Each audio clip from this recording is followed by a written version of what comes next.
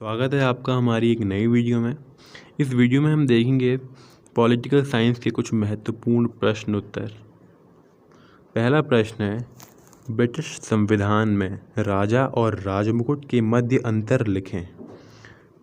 British संविधान में राजा यानी किंग और राजमुकुट यानी सरकार दो अलग अलग अवधारणाएं हैं। यह एक व्यक्ति होता है जो शाही परिवार से होता है। राजा का पद वंशानुगत होता है। राजा का काम केवल प्रतीकात्मक होता है, जैसे कि समारोह में भाग लेना या सरकार की सलाह पर दस्तखत करना। राजा खुद निर्णय नहीं लेता, उसे सरकार के कहने पर ही काम करना होता है। राजमुकुट यह एक कानूनी और संवैधानिक संस्था है। इसका मतलब है कि ब्रिटिश सरकार संसद और न्यायपालिका का संयुक्त रूप। यह स्थायी होता है, जबकि राजा बदल सकता है। राजमुकुट ही असली शक्ति का प्रतीक है, वह जो चुनी हुई सरकार के माध्यम से चलता है। राजा व्यक्ति है, जबकि राजमुकुट सत्ता का प्रतीक और संस्था है। राजा बदल सकते हैं, लेकिन राजमुकुट यानी ब्रिटेन की संवैधानिक व्यवस्था बनी रहती है। दूसरा प्रश्न है, स्विट्ज़रलैंड में प्रत्यक्ष प्रजातंत्र के साधनों का उल्लेख करें। स्विट्ज़रलैंड में प्रत्यक्ष प्रजातंत्र यानी डायरेक्ट डेमोक्रेसी बहुत मजबूत है। यहाँ जनता को सीधे कानून बनाने और बदलने का अधिकार होता है। इसके मुख्य साधन निम्नलिखित हैं। पहला है जनमत संग्रह। जनता सरकार द्वारा बनाए गए कानून को स्वीकार या अस्वीकार कर सकती है।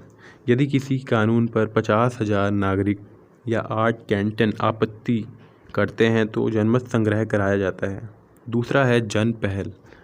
जनता खुद संविधान में संशोधन का प्रस्ताव रख सकती है। इसके लिए 1 लाख नागरिकों के हस्ताक्षर चाहिए होते हैं। सरकार को उस पर जनमत संग्रह कराना होता है। तीसरा है लोक अभिप्राय। जनता से राय लेने के लिए सरकार प्रस्ताव रखती है। यह बाध्यकारी नहीं होता, लेकिन महत्वपूर्ण होता है। चौथा है वैकल्पिक जनमत संग्रह। संसद द्वारा बनाए गए सामान्य कानूनों पर जनता चाहे तो वोट कर सकती है। स्विट्ज़रलैंड की जनता अपने संविधान और कानूनों पर सीधा नियंत्रण रखती है। यही वहाँ की प्रत्यक्ष प्रजातंत्र की ताकत है। तीसरा प्रश्न है, रूस के वर्तमान संविधान की मुख्य विशेषताएं कीजिए या लिखिए। रूस का वर्तमान संविधान 12 दिसंबर 1993 को लागू हुआ था। इसमें लोकतंत्र, संघवाद और मानवाधिकारों की गारंटी दी गई है। इसकी प्रमुख विशेषताएं निम्नलिखित हैं। पहली, संघात्मक व्यवस्था, फेडरल स्ट्रक्चर। रूस एक संघात्मक राज्य है जिसमें 80 से अधिक संघीय इकाइयाँ जैसे राज्य या प्रांत। दूसरा, राष्ट्रपति प्रणाली। राष्ट्रपति रूस का प्रमुख होता है और व्यापक शक्तियाँ रखता है। प्रधानमंत्री को राष्ट्रपति नियुक्त करता है यानी चुनता है। तीसरा है 3 अंगों में सत्ता का विभाजन, कार्यपालिका, विधायिका, न्यायपालिका। चौथा है मानवाधिकारों की गारंटी। संविधान में नागरिकों को स्वतंत्रता, समानता, धार्मिक और अभिव्यक्ति की आज़ादी दी गई है। पांचवा है धर्मनिरपेक्षता। रूस में राज्य और धर्म अलग अलग हैं। छठा, संविधान सर्वोच्च कानून है। कोई भी कानून संविधान के खिलाफ नहीं हो सकता। रूस का संविधान राष्ट्रपति को प्रमुख बनाता है और एक मजबूत केंद्रीकृत शासन को स्थापित करता है, साथ ही नागरिक अधिकारों की भी रक्षा करता है। चौथा प्रश्न है, अमेरिका के संदर्भ में शक्ति पृथक्करण की व्याख्या कीजिए। अमेरिका के संविधान में शक्ति पृथक्करण यानी सेपरेशन ऑफ पावर का सिद्धांत प्रमुख है।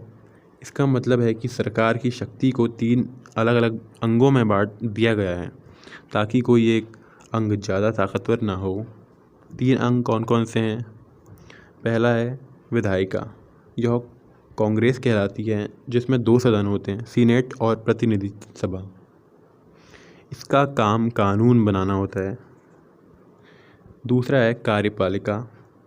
इसका प्रमुख राष्ट्रपति होता है। राष्ट्रपति कानूनों को लागू कराता है। सेना का प्रमुख होता है और विदेश नीति चलाता है। तीसरा है न्यायपालिका। सुप्रीम कोर्ट और अन्य न्यायालय शामिल हैं। यह कानूनों की व्याख्या करती है और यह देखती है कि कोई कानून संविधान के खिलाफ तो नहीं है। Check and balance system.